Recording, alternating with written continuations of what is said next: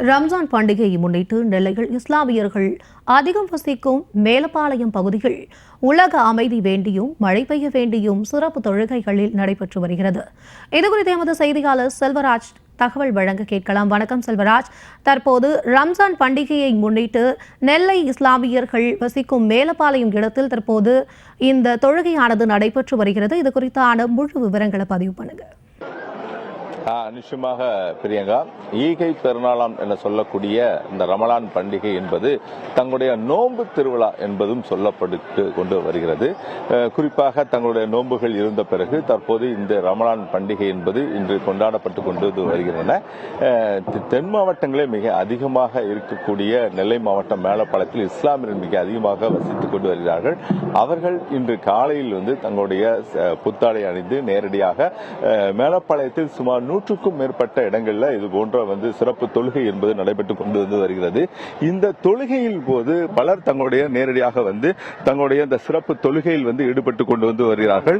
கிட்டத்தட்ட ஒரே இடத்தில் 10,000க்கும் மேற்பட்ட இஸ்லாமியர்கள் ஒன்று கூடி தங்களுடைய மாநகராட்சி திடலில் தற்போது இது போன்ற ஒரு நேரடியாக தங்களுடைய இந்த சிறப்பு தொழுகையில் பங்கேற்றுள்ளார்கள். பெண்களுக்கு என்றும் தனியாக ஒரு சிறப்பு தொழுகை என்பதும் நடைபெற்றுக் கொண்டு வருகிறது.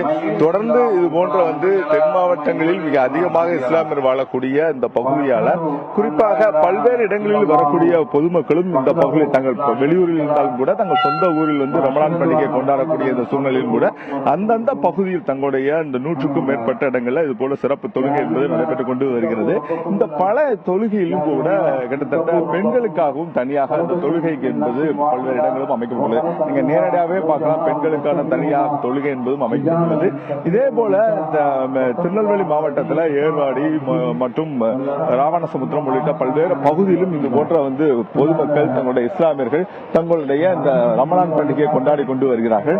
மேலும் இந்த ரமலான் பண்டிகைக்கு பிறகு இந்த சிறப்பு தொழுகைக்கு பிறகு ஒருவருக்கொரு கட்டி அணைத்துக் கொண்டு தங்களுடைய ரமலான் பண்டிகைக்கான வாழ்த்துக்களை தெரிவித்துக் கொண்டு வருகிறார்கள். ஏற்கனவே ஈகை திருநாள் என்பது தன்னுடைய இன்று காலையிலே தங்களுடைய வீடுகளில் ஏழை எளியவர்களுக்கான உதவிகளை செய்துவிட்டுதான் நேரடியாக இந்த சிறப்பு தொழுகையில் பங்கேற்றுக் கொண்டு வருகிறார்கள்.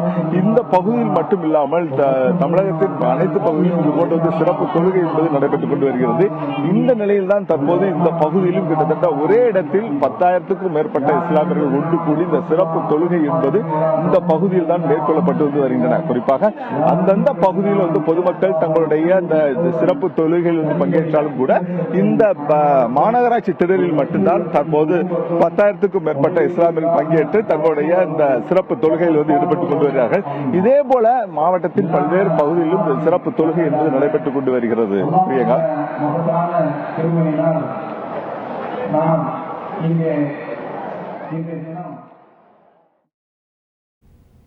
ரம்ஜான் பண்டிகையொட்டி இஸ்லாமியர்கள் சிறப்பு தொழுகையில் ஈடுபட்டு வருகின்றனர். இதுகுறித்த செய்தியை செல்வராஜ் வழங்க கேட்டோம். நன்றி செல்வராஜ்.